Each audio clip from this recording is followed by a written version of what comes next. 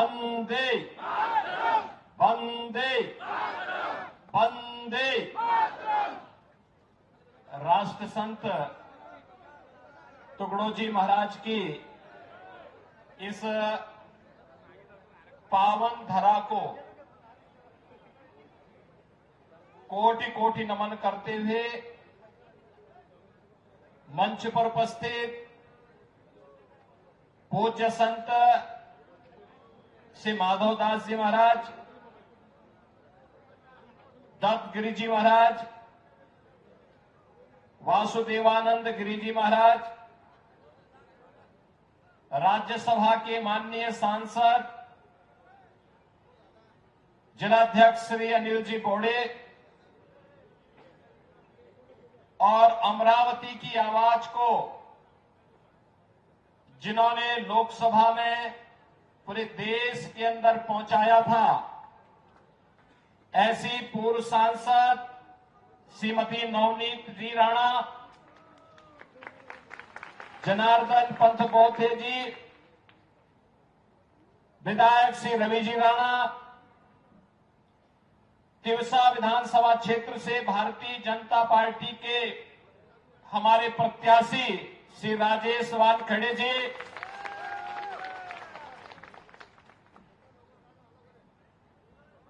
मंच पर उपस्थित भारतीय जनता पार्टी, शिवसेना,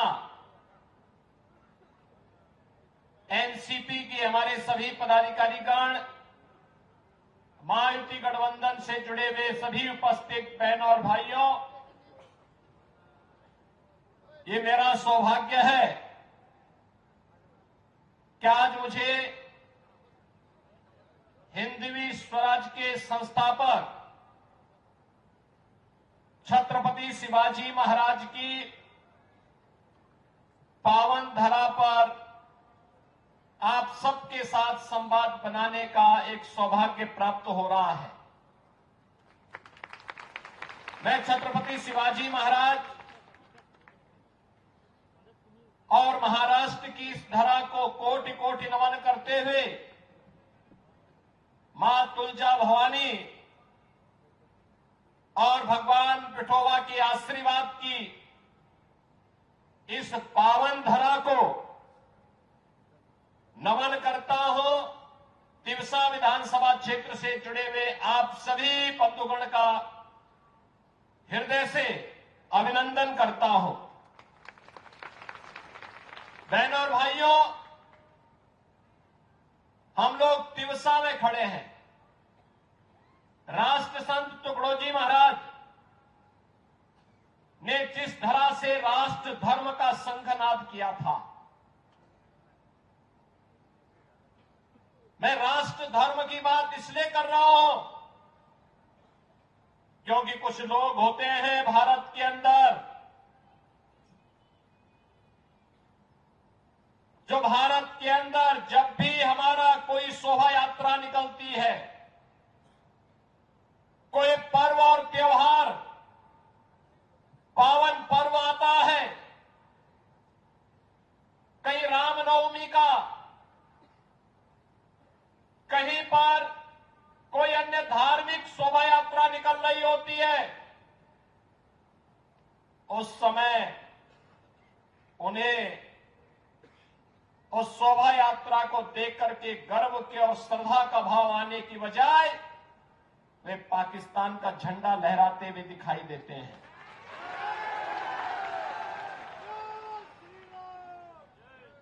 भारत आज दुनिया के अंदर एक महाशक्ति बनकर के आगे बढ़ रहा है। हम एक भारत श्रेष्ठ भारत की बात प्रधानमंत्री मोदी जी कहते हैं, लेकिन कुछ लोग हैं भारत की चिंता करने की बजाय वे पाकिस्तान और फिलिस्तीन के लिए घड़ियाली आंसू बहाते हैं। और इसलिए उनको कहने के लिए मैं आज आया हूं, उन्हीं को बताने के लिए आया हूं कि अगर हम भारत के अंदर हैं तो हमारा एक धर्म होना चाहिए, वह राष्ट्र धर्म होना चाहिए, और राष्ट्र धर्म के अलावा कोई धर्म नहीं होना चाहिए।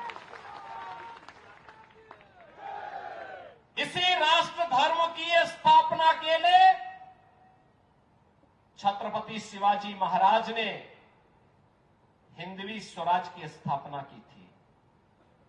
इसी राष्ट्र धर्म के लिए तानाजी महाराज ने और संभाजी महाराज ने अपना संघर्ष किया था और इसी राष्ट्र धर्म की स्थापना के लिए माता जीजाबाई ने एक नई प्रेरणा दी थी।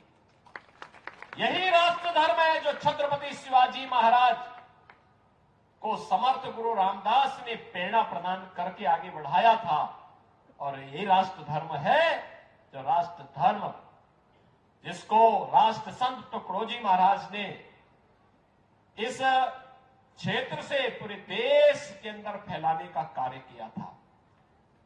महाराष्ट्र की धरती इस दिशा में बहुत सौभाग्यशाली है।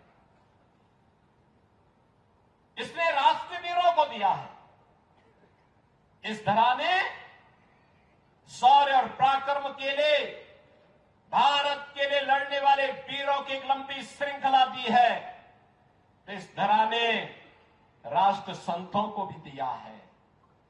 ये वही धरा है जिसने समाज सेवी भी देश को उसके अनुसार प्रदान किए हैं और इसलिए महाराष्ट्र की इस धरा को कौन ऐसा भारतीय होगा जो श्रद्धा और सम्मान के भाव के साथ अभिनंदन न करना चाहता होगा। यही तो धरती है, यही तो धरा है जिसने बाबा साहब भीमराव अम्बेडकर देश को दिए। यही तो धरा है जिसने स्वराज मेरा जन्मसिद्ध अधिकार है वैसे लेकर के रहूंगा लोकमान्य तिलक महाराष्ट्र की धरा ने ही देश को दिया था। ये वही धरा है जिसने वीर सावरकर जिन्हें एक जन्म में दो आजीवन कारावास की सजा हुई थी, भारत की आजादी के लिए जिन्होंने अपना सर्वस्व न्यौछावर किया था, वीर सावरकर की इस धरा को भी मैं कोटि कोटि नमन करते हुए आप सबका अभिनंदन करता हूं। बहनों और भाइयों, आज जब महाराष्ट्र विधानसभा का ये चुनाव चल रहा है, दो महागठबंधन आमने सामने हैं। एक और भारतीय जनता पार्टी के नेतृत्व में एनडीए महायुति गठबंधन के रूप में आपके सामने अपने मुद्दों, अपने मूल्यों और अपने आदर्शों के साथ है और दूसरी तरफ महाअघाड़ी गठबंधन कांग्रेस के नेतृत्व में। और जब महाअघाड़ी की बात आती है तो मैं कहता हूं ये महाअघाड़ी नहीं, यह महाअनाड़ी गठबंधन है।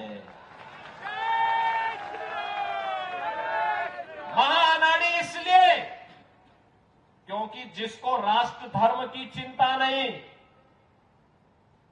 जिसे अपने संतों, महापुरुषों, समाज सेवियों के मान मूल्यों के लिए मर्यादाओं की चिंता नहीं, जिसे राष्ट्र की सुरक्षा की चिंता नहीं, जिसे युवाओं के भविष्य की चिंता नहीं, जिसे बहन और बेटियों की सुरक्षा की चिंता नहीं, ऐसा महाअनाड़ी गठबंधन जिसको नेतृत्व दे रही है कांग्रेस, उस कांग्रेस से अब देश को कोई अपेक्षा रखनी भी नहीं चाहिए।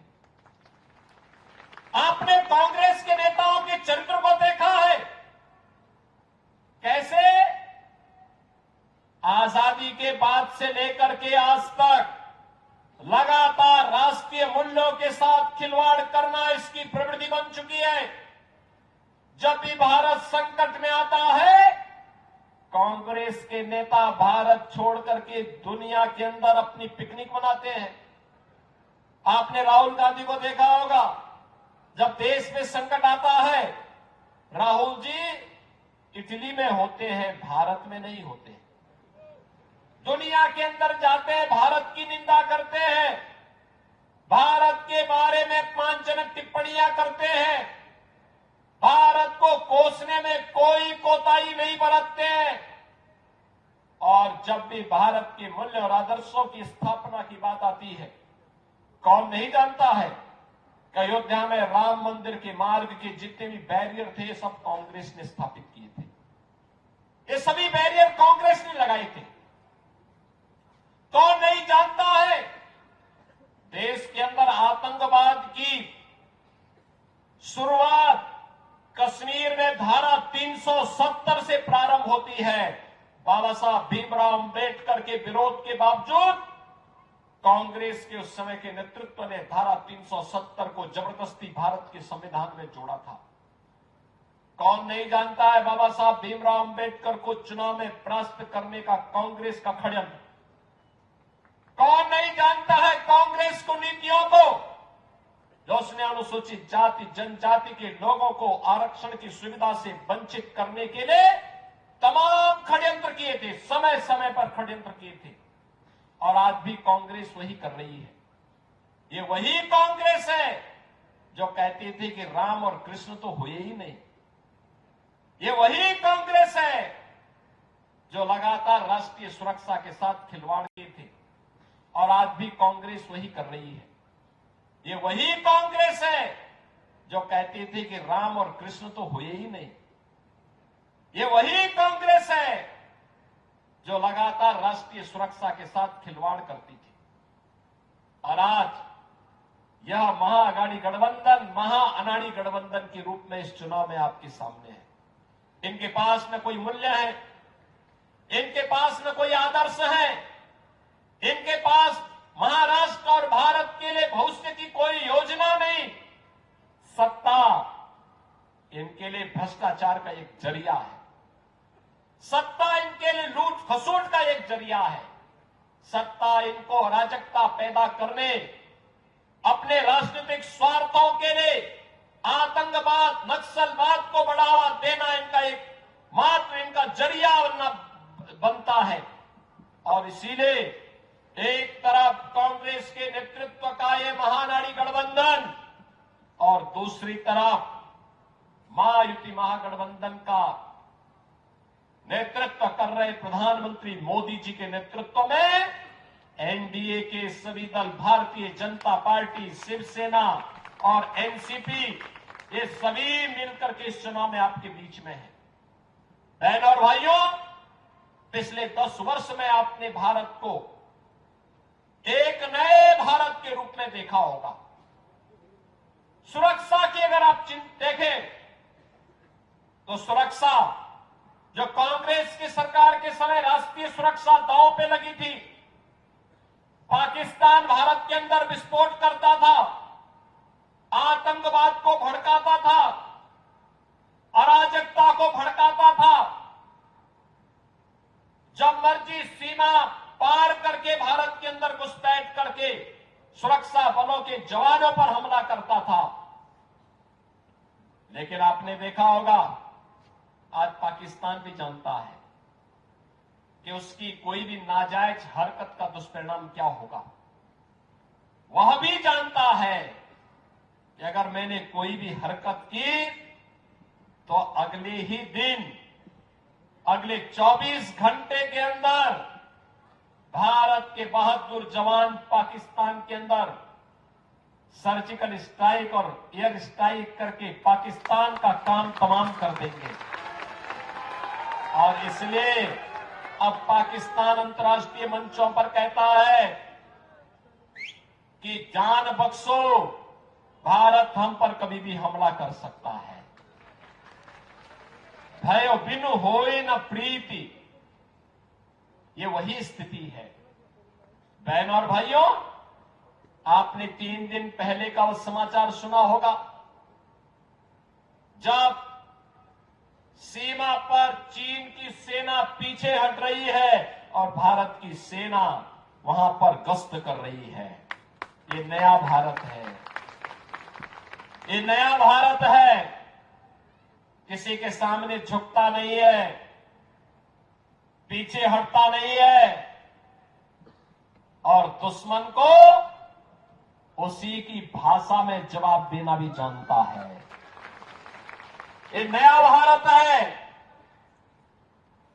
कांग्रेस के द्वारा दिए गए आतंकवाद के दंश को, धारा 370 को कश्मीर से हटा करके समाप्त करने का वादा रखता है। ये नया भारत है। अपमान का घूंट पी करके चुपचाप नहीं बैठता है। किसी कालखंड में किन्हीं परिस्थितियों के कारण अगर विधर्मियों ने कोई कार्य किया है ऐसा जो अपमानजनक है, तो उसका परिमार्जन करने का मादा भी रखता है। और वह मादा रखा है अयोध्या में प्रभु श्री राम के भव्य मंदिर के निर्माण को लेकर के।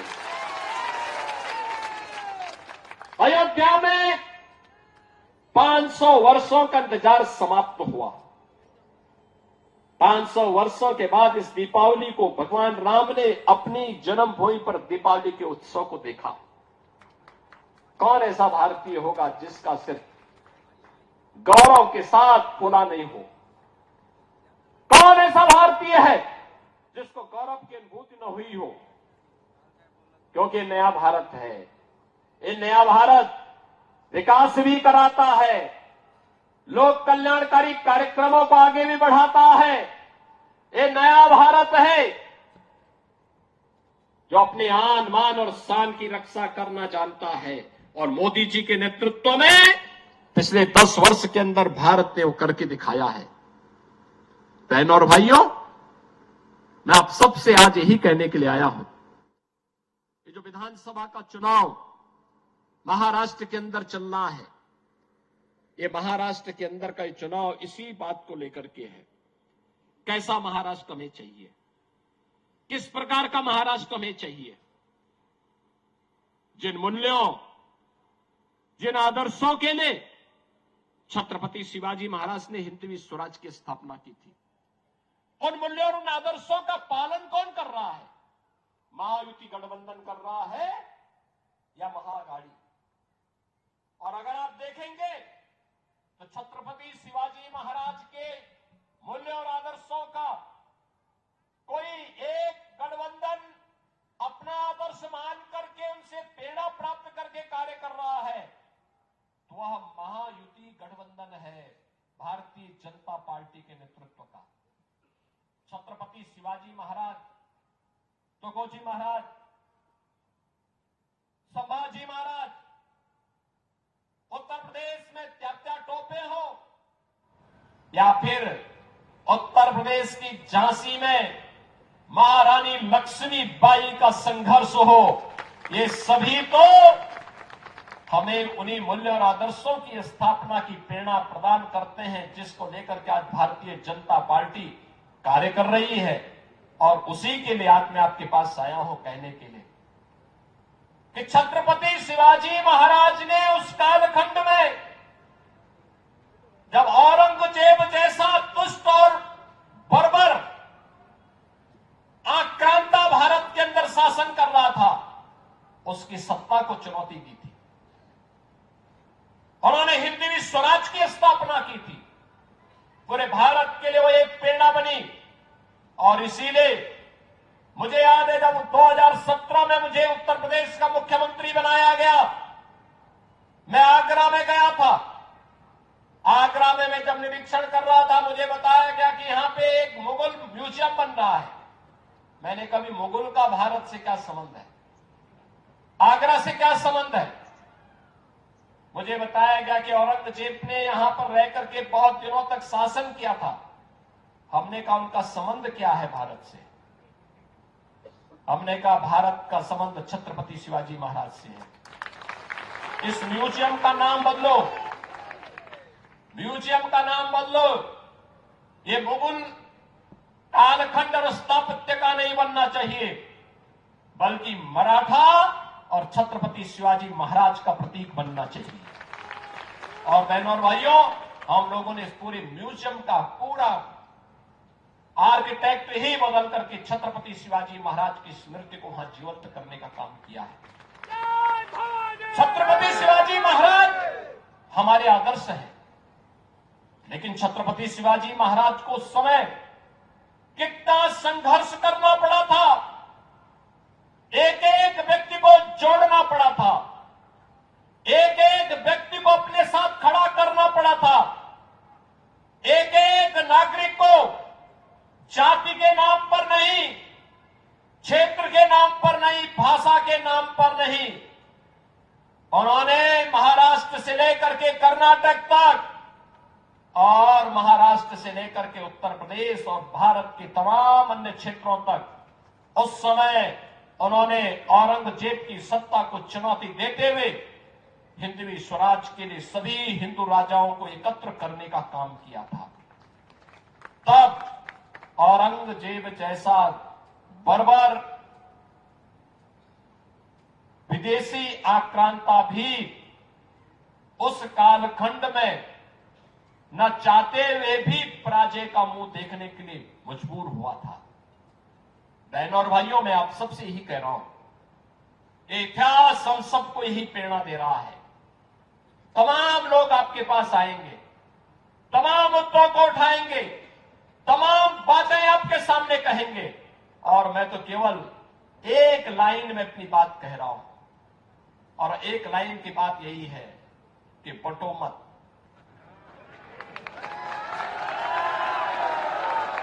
बंटो मत।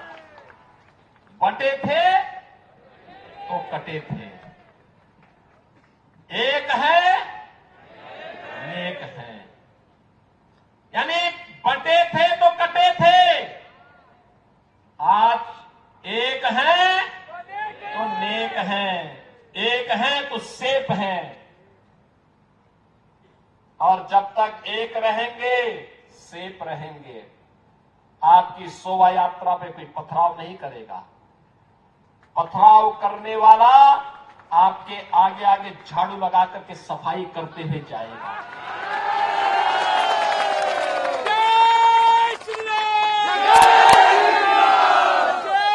जो लोग कहते थे राम ही नहीं, अब उनको भी भगवान राम याद आने लग गए हैं। अब ये भी कहते हैं कि हम भी तो, राम तो सबके हैं। अब उनको भी राम याद आने लग गए। लेकिन भगवान राम के मंदिर के लिए इस देश के हिंदू समाज को लंबा संघर्ष करना पड़ा था, और मोदी जी के नेतृत्व में मात्र 7 वर्ष के अंदर ये सफलता प्राप्त हो गई। मात्र 7 वर्ष। 2014 में मोदी जी देश के प्रधानमंत्री बने। 2017 में मैं उत्तर प्रदेश का मुख्यमंत्री बना। 5 अगस्त 2020 को मोदी जी ने अयोध्या में भगवान राम के मंदिर का शिलान्यास किया, और 22 जनवरी 2024 को 500 वर्षों का इंतजार समाप्त करके अयोध्या में रामलला विराजमान हो गए। और अगर फिर से एक रहेंगे तो मथुरा भी और काशी भी इंतजार कर रहा है।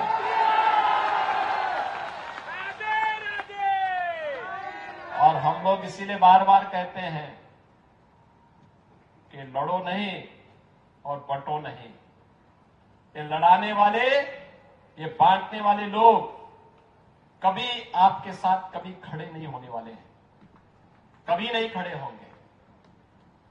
मैं देख रहा था यहां पर अमरावती में, जब श्रीमती नवनीत राणा यहां पर हनुमान चालीसा के लिए भी संघर्ष कर रही थी।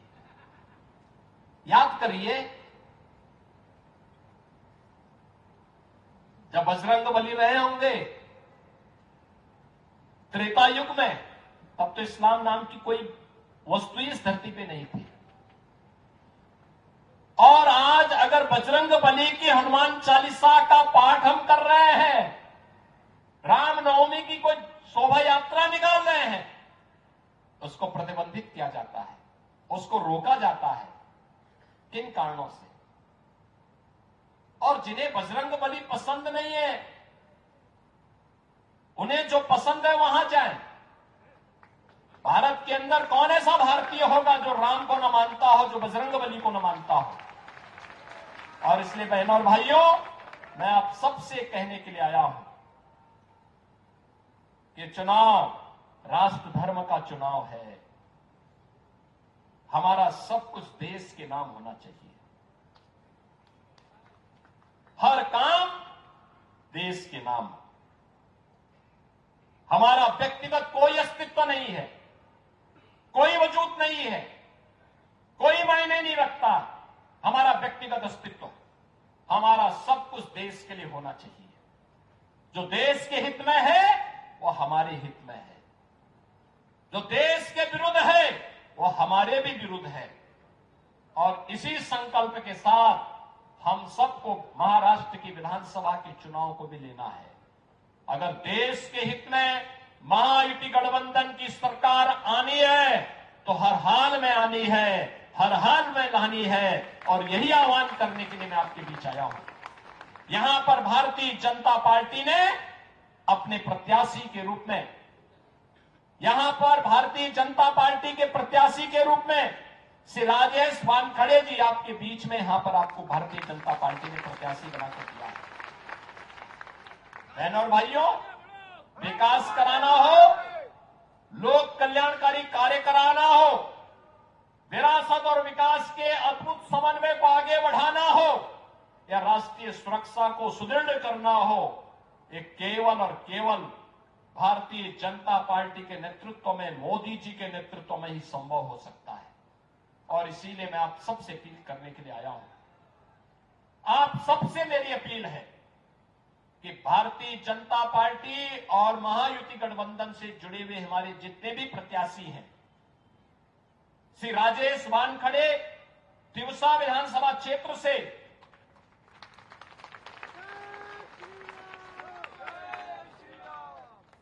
धानमगांव विधानसभा क्षेत्र से श्री प्रताप अड़सठ, मोरसी विधानसभा क्षेत्र से श्री उमेश उर्फ चंदू यावलकर, ये सभी भारतीय जनता पार्टी के प्रत्याशी के रूप में आपके बीच में है। इन सबको आपका आशीर्वाद प्राप्त होगा। आशीर्वाद देंगे इनको, आशीर्वाद देंगे। दोनों हाथ ला करके मेरे सामने बोलिए, जहां तक है आवाज उठा करके मेरे सामने बोले। तीनों प्रत्याशी आगे आओ, इनको विजयी बना के भेजेंगे, भेजेंगे। तो मेरे साथ बोलेंगे, भारत माता की